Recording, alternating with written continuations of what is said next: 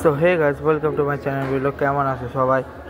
So এখন আমরা যেটা করবো সেটা হচ্ছে হংকং ভার্সেস হংকং বলতেছি ইউই ভার্সেস যে ম্যাচ, ইউই ভার্সেস ম্যাচটা যেটা আছে ওটা দেখবো এখন আমরা। ওমানের ইউএইতে জিতার কটা, ওমানের তো এটা হাজার গুণে শক্তিশালী, যদিও এটাও চালু হয়ে গেছে, বাট এটা দেখতে পারি।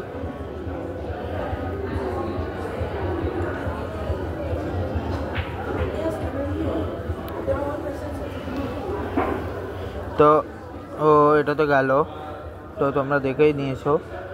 এখন আসি হচ্ছে ওমানের ক্যাপ্টেন সে যতীন্দ্র সিং এবং আমির কালিম দুইজন নেমেছিল, যেখানে যতীন্দ্র সিং এবং আমির কালিম দুইজনে 20 রান, একজন 2 রান করে আউট হয়েছে। এরপরে হামাদ মির্জা 5 রান করে আউট হয়েছে, ওয়াসিম আলী 8 রান করে, শাহ ফয়সাল 9 রান করে, আরিয়ান বিস্ট 24 রান করে, বিনয় শুক্লা 20 রান করে,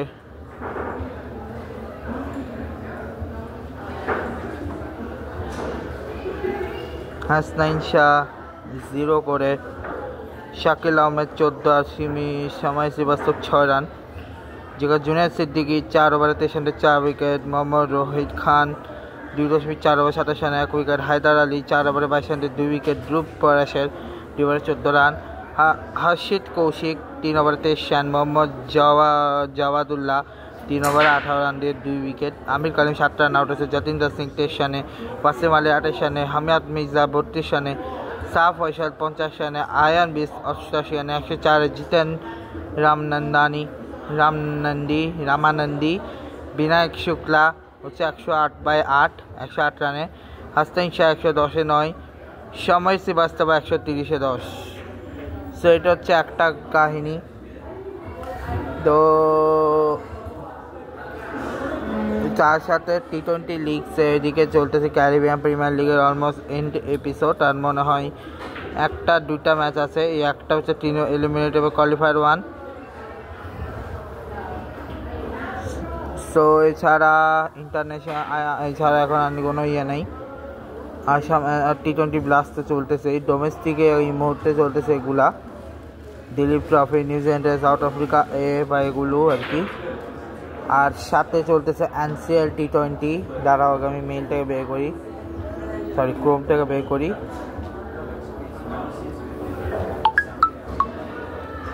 এনসিএল টি-20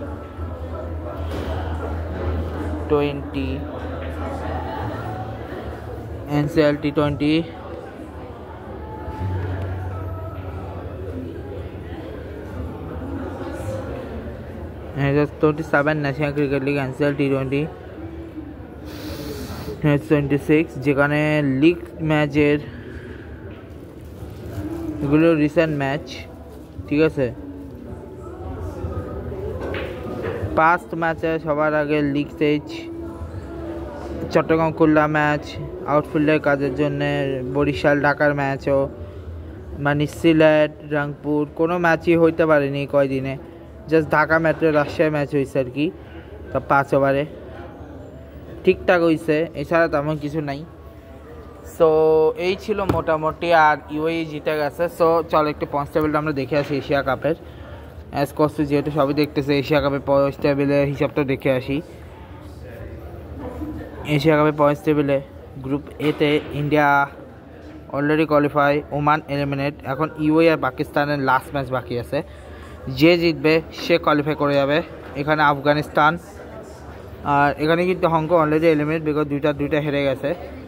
কালকের ম্যাচের উপর নির্ভর করবে যে কে বাদ যাবে, মানে শ্রীলঙ্কা থাকবে যদি কালকের ম্যাচে শ্রীলঙ্কা হারে, আর হংকং যদি জিতে, আর বাংলাদেশ যদি বাংলাদেশের ম্যাচে যে জিতবে, যদি সেই কারণ তখন বাংলাদেশ বা আফগানিস্তানের এটা চান্স থাকবে, বাট শ্রীলঙ্কা ইজি জিতবে সেটা আমি শিওর 100%, কারণ ওদের চান্সটা এরকম।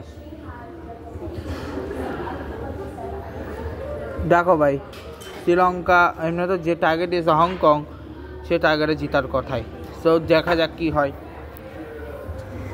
সো এই ছিল মোটামুটি শ্রীলঙ্কা ইউএই ভার্সেস ওমান ম্যাচের একটা ছোটোখাটো তো এখন এরপরে আমরা আনবো হচ্ছে শ্রীলঙ্কা ভার্সেস ইউএইর ফার্স্ট ইনিংস, শ্রীলঙ্কা ভার্সেস হংকংয়ের প্রথম ইনিংসে কিছুটা কথাবার্তা। তো দেখা হবে তোমাদের সাথে নেক্সট ব্লগে। ভিডিওটা ভালো লাগলে সবাই লাইক করবে, কমেন্ট করে, শেয়ার করবে। Good bye guys, good bye.